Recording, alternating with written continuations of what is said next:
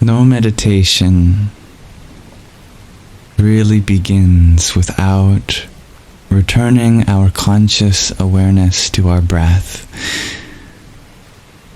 So let us take the first step in quietening our thoughts by doing 3 conscious inhales and 3 conscious exhales. Not in that order. At your own time.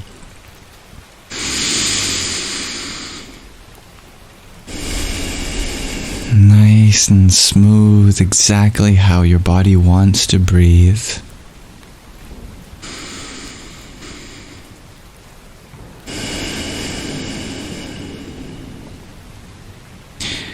Just release any tension of the body that you can.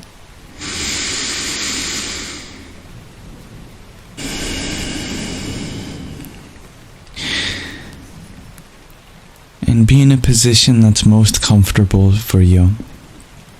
Even if it's a dynamic one where you're fiddling with something, or rocking, or tapping.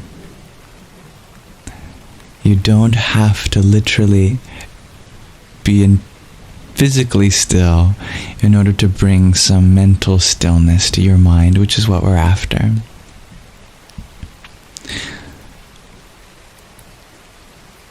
As you continue to follow my voice, allow yourself to breathe naturally and consciously, with ease.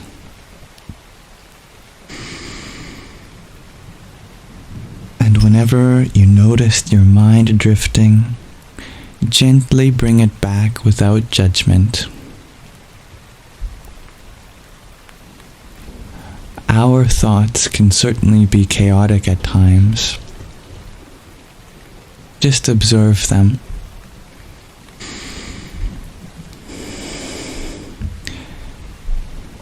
Just acknowledge the state of affairs in your mind at this time without even labeling it.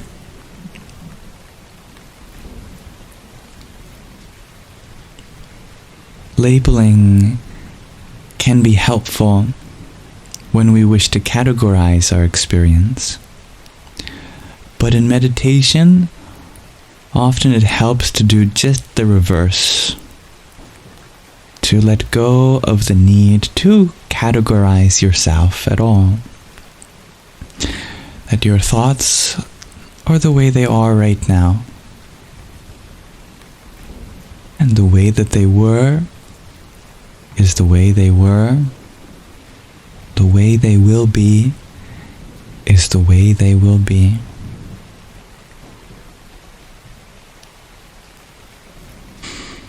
With natural conscious breathing, relaxed body, acknowledge your mind as it is. Acknowledge any resistance. If there are thoughts that you have a relationship that could be more healthy with, just acknowledge that without assigning a moral value towards any thought. Strip the polarity off each thought. No need to consider any at this time as positive or negative. Just leave them be. Whether they leave you be or not, that's out of our control. Sometimes our thoughts can taunt us. Sometimes our thoughts can make us feel out of control. And that's because our thoughts do come from a part of ourself that is more autonomous than manual. But we can begin to make it a more conscious process as we continue to consciously breathe.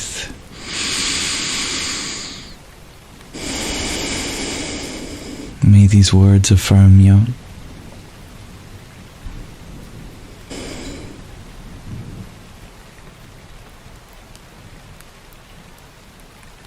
Notice that just by becoming the witness of your thought, there begins to be a space between you and it, and in that space there is stillness. In that space there is quietude. Thoughts themselves may not be quiet, but in that space between you and them, there is silence.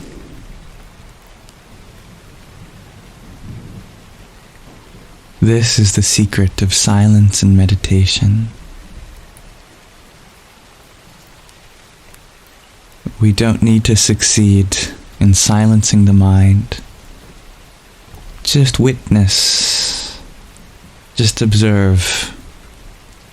And in that space of awareness, there is silence.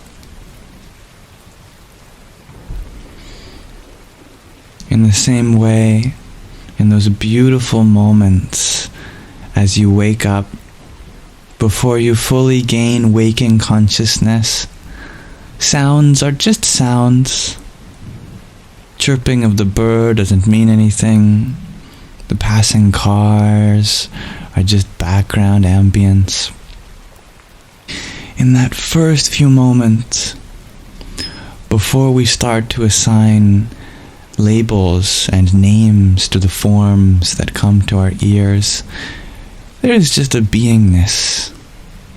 No experience is necessarily alarming before your labeling mind kicks in. Imagine yourself in that state, as though your thoughts were morning sounds. Sounds just for you to wake up to.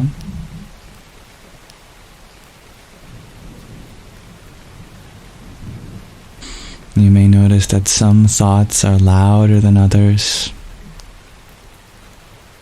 And some thoughts are quieter than others. And sometimes it's those thoughts that deserve a little more awareness. Those are the thoughts that maybe everything is going to be okay. Maybe I'm wrong about being stressed out. And it's good to be wrong.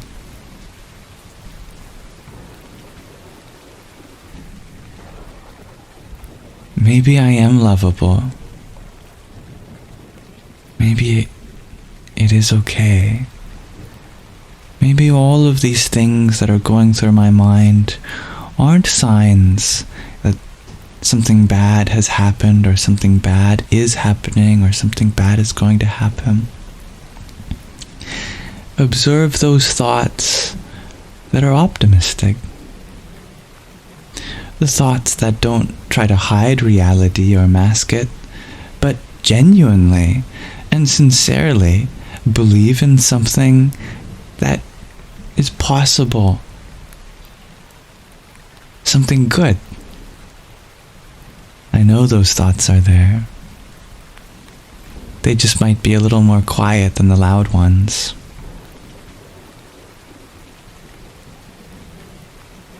Equanimity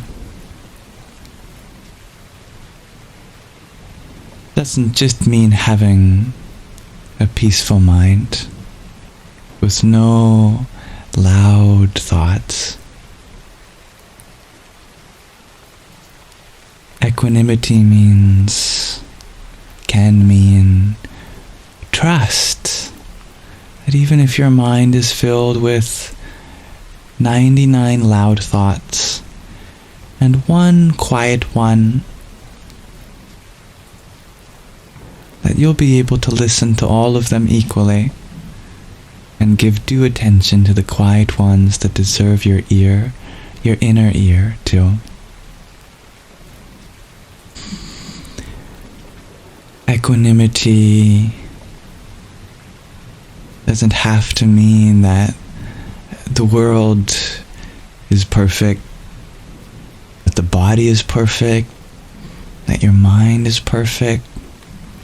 It just means that you are perfectly okay with working with this present moment rather than against it.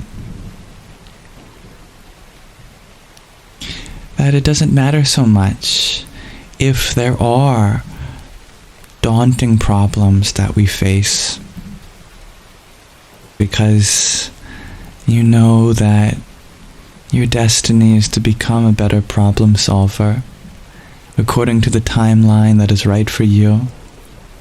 That you don't have to solve the problems of your mind, the body, and the whole world to be equanimous. You can just trust in your own ability to choose the right thoughts at the right time, and that's all you ever have to do.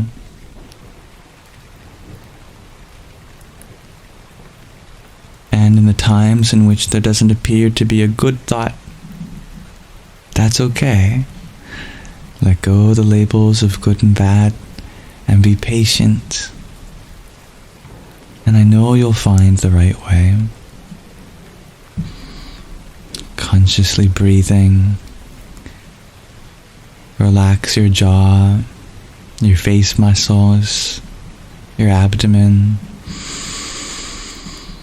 Drop your shoulders.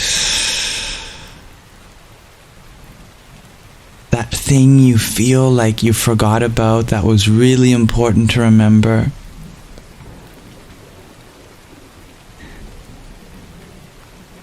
Don't worry. You can never forget anything that can truly make you happy, that you truly need to do, that will always be readily apparent. That feeling of anxiety like impending doom is on its way.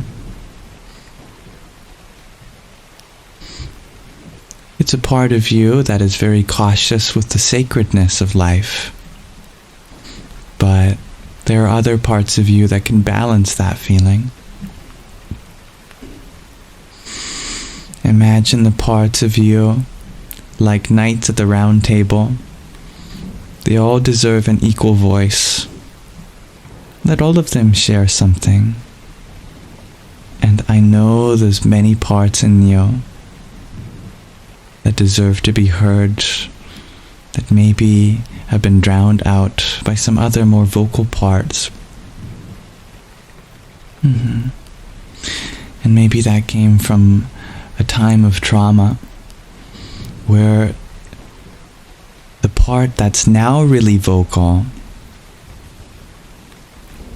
hadn't had its voice heard before. And so, due to that voice not being heard in the past, now it speaks very loudly. And I'm so glad that part in you found its voice. But it's part of a choir. And in a choir you are to harmonize with the other voices, not drown out any others. Just as that vulnerable part has now found its voice, let's be careful to not let it drown out other just as equally vulnerable and important voices.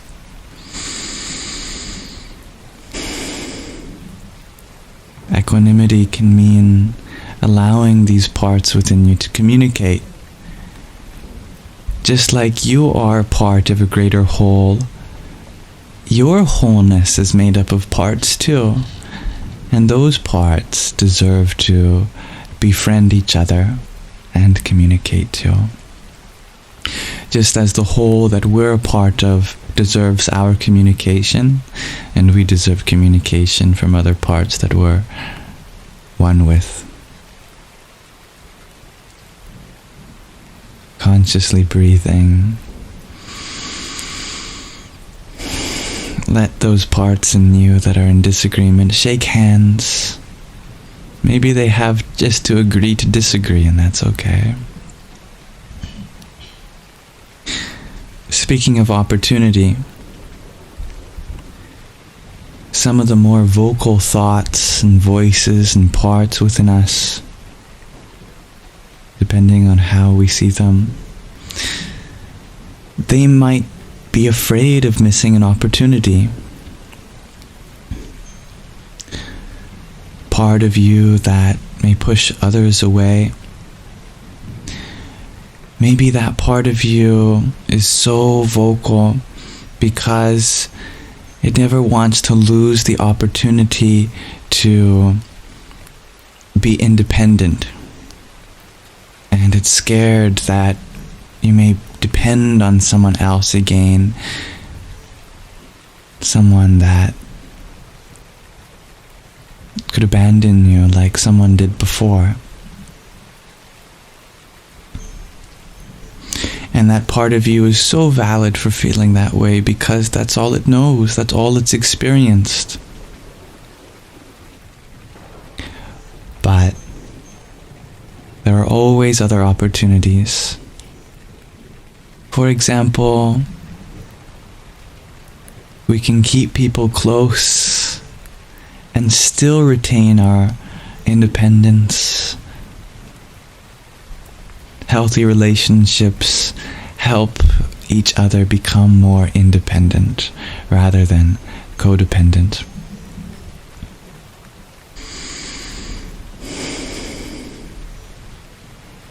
That's an opportunity that may be drowned out by the attachment to another opportunity or the lack of a realization that that opportunity can happen in many ways. Just getting these parts within ourselves to communicate can help open the floor to recognize those possibilities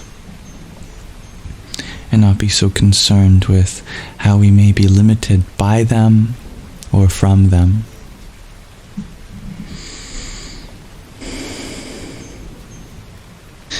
There are so many things we have to go through. And conscious breathing.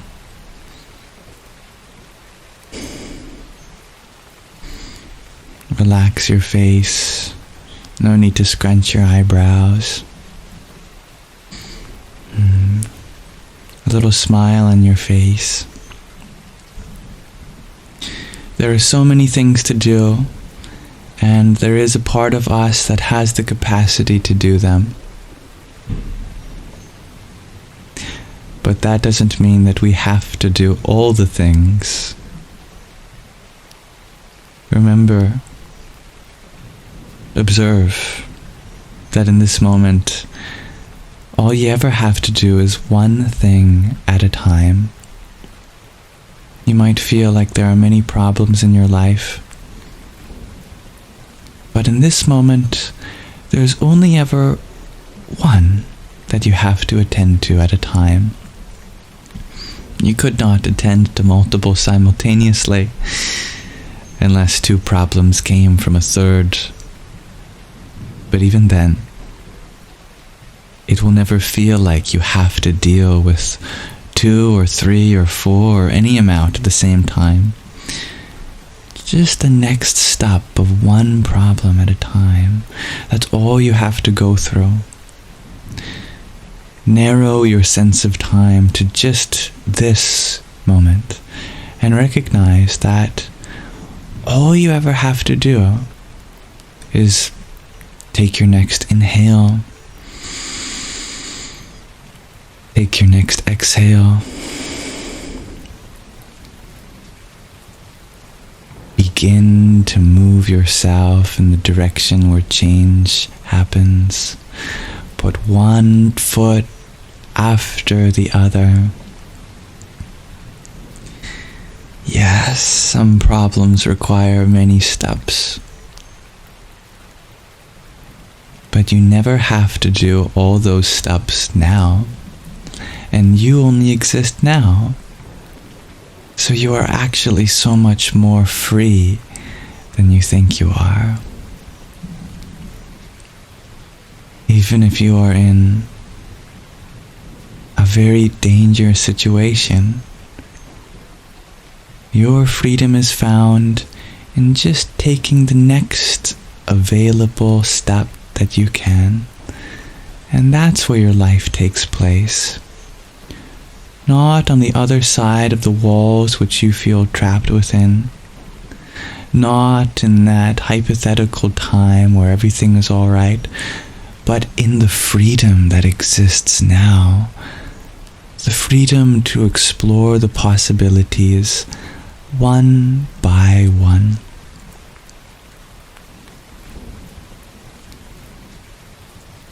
And there is so much freedom in that. So much room to explore. There's never one way to solve any problem. Conscious breathing. I always got in trouble with that in school.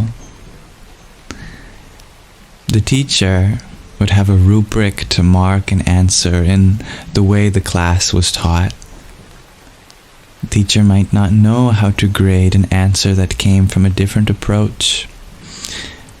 There is an uncertainty about how that technique will continue to work for the student.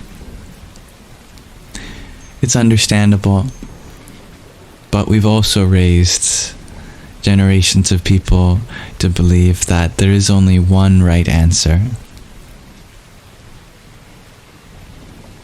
when in reality there is never just one, but infinite paths forward.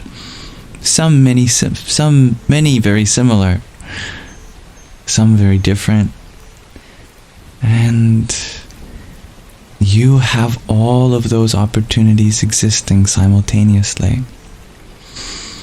Whichever one is the path of least resistance, you will follow.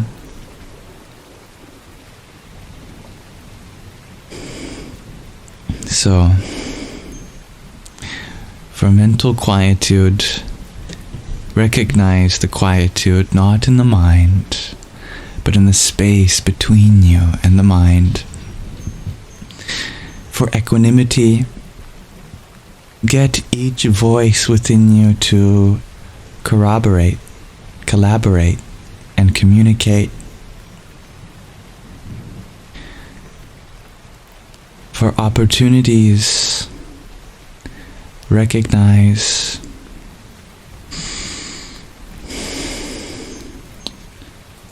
that there is always going to be an opportunity for one part of you.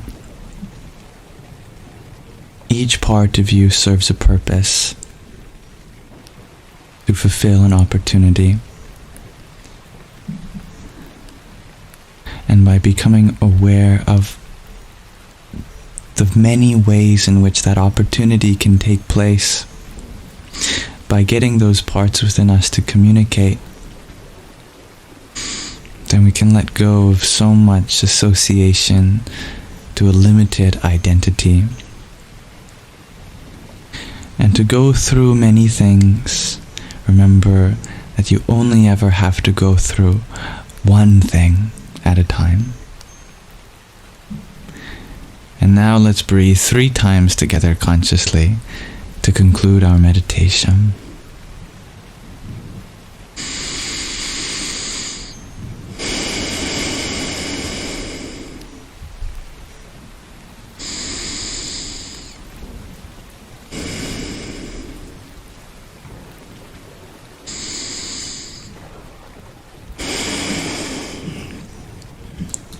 Thank you for listening.